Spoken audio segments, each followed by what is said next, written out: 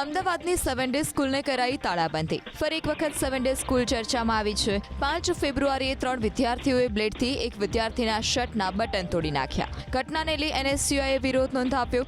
સ્કૂલને તાળાબંધી કરવામાં આવી। ડીઓને તાત્કાલિક કાર્યવાહી કરવાની માંગ સાથે આવેદનપત્ર આપ્યું। સ્કૂલના પ્રિન્સિપાલ અને જવાબદાર સ્ટાફને સસ્પેન્ડ કરવાની માંગ કરી।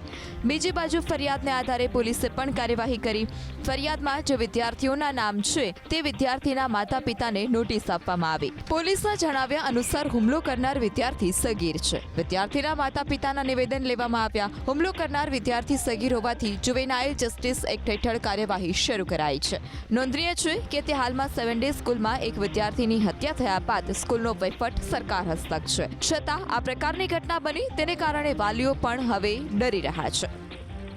3 7મા ધોરણમાં ભણતા વિદ્યાર્થીઓ વિરુદ્ધમાં જે ફરિયાદ આપવામાં આવેલી હતી, જે ત્રણેય બાળકો જે છે એ જુવેનાઇલ છે, કાયદાના સંઘર્ષિત કિશોર છે।